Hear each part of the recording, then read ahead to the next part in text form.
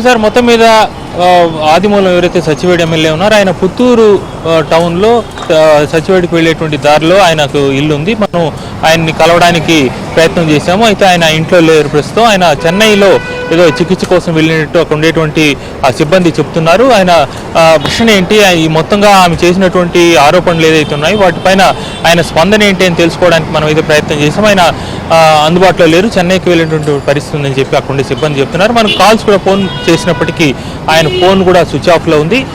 Message కూడా పెట్టాము ఆయనకు సంబంధించినటువంటి వర్షన్ కోసం, ఆయన అయితే అందుబాటులో లేదు. ఏదేమైనప్పటికీ కూడా సచివేడు ఎమ్మెల్యే ఆదిమూలం విషయంలో ఖచ్చితంగా చాలామంది ఈ టీడీపీలో ఇలాంటి పోకడలు ఖచ్చితంగా తగదు, ఈ పోకడ ఖచ్చితంగా ఖండించాలని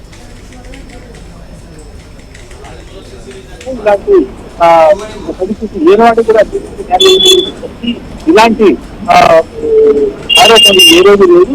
ఈ పోకడ ఖచ్చితంగా మంచిది కాదు, ఆయన చర్యలు తీసుకోవాలని మరోవైపు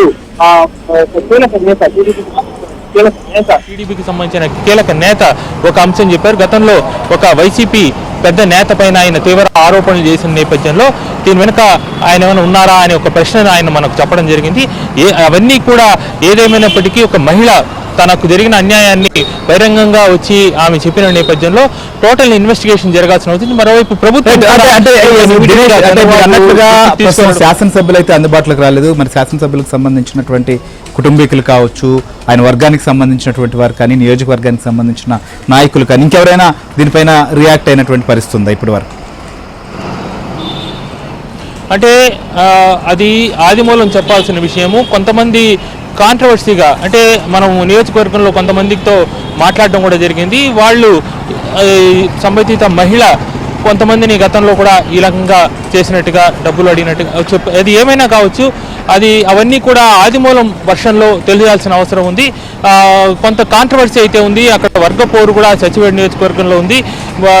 టీడీపీలోనే 3 వర్గాలుగా విడిపోయినటువంటి పరిస్థితి ఉంది. దీని మొత్తంగా కూడా ఒక ఎమ్మెల్యే ప్రజల పక్షాన్ని నిలబడాల్సిన వ్యక్తి ఆ బాధ్యతలను విడిచి ఆయన వెళ్ళి ఆ రకమైనటువంటి రాసలీలలో పాల్గొనడం మాత్రం క్షమించరాని విషయంగానే భావించాలి.